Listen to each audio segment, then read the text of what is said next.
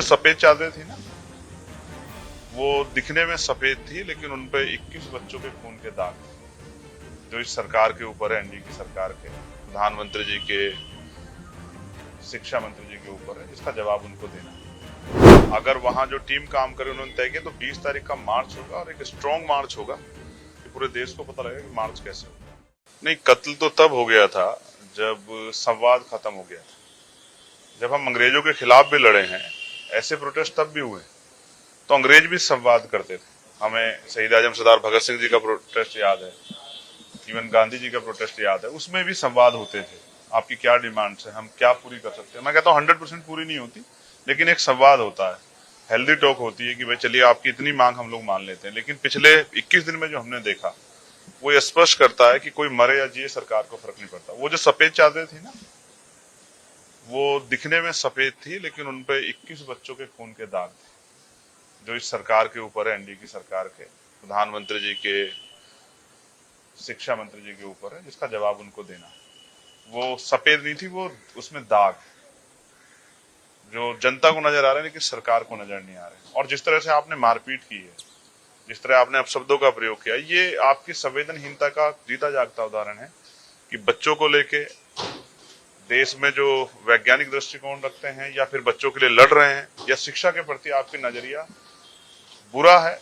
और आप शिक्षा 94,000 स्कूल बंद किए आपने पिछले 10 साल, तो यानी कि आप शिक्षा खत्म करना चाहते हैं और हम लोग शिक्षा बचाना चाहते हैं। अगर वहां जो टीम काम करे उन्होंने तय किया, तो 20 तारीख का मार्च होगा और एक स्ट्रॉन्ग मार्च होगा कि पूरे देश को पता लगेगा कि मार्च कैसे होता है। उसके बारे में क्या कहना? संवेदनाएं मर गई है गवर्नमेंट की, नैतिकता मर गई है, संवैधानिक मूल्य जो हैं, जो राइट्स हैं लोगों के, उनका वॉयलेशन करने वाली सरकार से बहुत उम्मीद भी नहीं है। मैं तो समझा के आया था सोनम भाई को कि आप छोड़ दो, आप मर भी जाओगे, इनको कोई फर्क नहीं पड़ेगा। लेकिन जिस तरह से सुबह, और आप ये समझते हैं कि वहां बच्चियां भी बैठी हुई हैं और आप बिना वर्दी के जो हैं डॉक्टरों के भेष में जाकर इस तरह की गुंडागर्दी करते, इसका क्या जवाब है? और दिन के उजाले में, पहले रात के अंधेरे में इस तरह के अपराध होते, तो दिन के उजाले में हो रही है। इस बात का स्पष्टीकरण है। आप बार बार कहते हैं कि साहब जो है संवैधानिक मर्यादा में आंदोलन, इससे बड़ी संवैधानिक मर्यादा क्या होगी कि लोग जो है इस आंदोलन को कर रहे हैं, संवैधानिक तरह से कर रहे हैं, शांतिपूर्वक तरीके से। मैं तो इस आंदोलन का, मैं इस पॉलिसी का समर्थक नहीं हूँ, क्योंकि मैं जब जेल में था तो मैं गया था भूख हड़ताल पे 2 अप्रैल 2018 के बाद।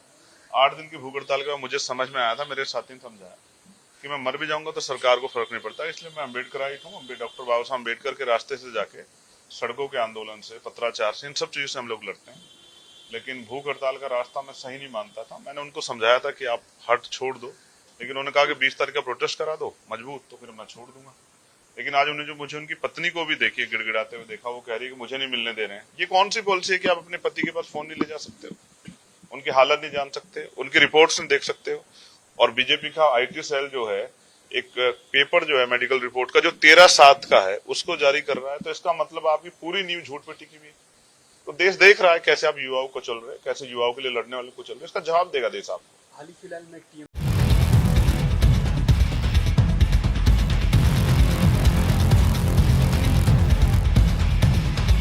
अनिश्चितकालीन भूख हड़ताल पर बैठे पर्यावरण कार्यकर्ता सोनम वांगचुक पर पुलिस की कार्रवाई ने अब एक बड़ा सियासी रूप ले लिया है।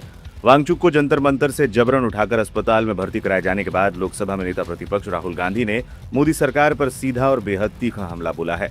राहुल गांधी ने इस कार्रवाई को लोकतांत्रिक अधिकारों पर चोट बताते हुए मोदी सरकार को असत्य और हिंसा पर आधारित सरकार करार दिया।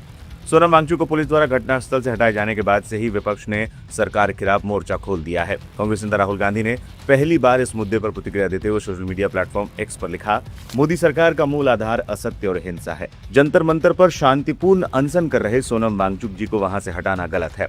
राहुल ने इसे सिर्फ वांगचुक का मुद्दा न मानकर युवाओं से जोड़ते हुए आगे लिखा, पेपर लीक, महंगी होती शिक्षा और छात्रों की आत्महत्या भारत के भविष्य के लिए बेहद गंभीर चिंताएं हैं। सत्ता की कोई भी ताकत भारत के छात्रों को और उन पर अटूट विश्वास और स्नेह रखने वाले हम सभी लोगों को इन मुद्दों को उठाने से नहीं डिगा सकती। आपको बता दें, 18 जुलाई की सुबह अनशन की 21वें दिन जब सोनम वांगचुक की तबीयत बिगड़ने लगी तो दिल्ली पुलिस उन्हें जंतर मंतर से उठाकर सीधे सफदरजंग अस्पताल ले गई। लंबे समय तक भूख हड़ताल और शरीर में पानी की भारी कमी के कारण वांगचुक की हालत बेहद कमजोर हो चुकी थी। इस पूरी कार्रवाई पर दिल्ली पुलिस ने सफाई देते हुए कहा है कि वांगचुक को मेडिकल रिपोर्ट्स की सलाह और दिल्ली हाईकोर्ट के निर्देशों के बाद ही अस्पताल में भर्ती कराया गया है। वांगचुक के एडमिट होने के बाद सफदरजंग अस्पताल परिसर और उसके आसपास के इलाकों को छावनी में तब्दील कर दिया गया। दिल्ली पुलिस और अर्धसैनिक बलों की भारी तैनाती की गई है और कई जगहों पर बैरिकेडिंग लगाकर लोगों की भीड़ को कंट्रोल किया जा रहा है।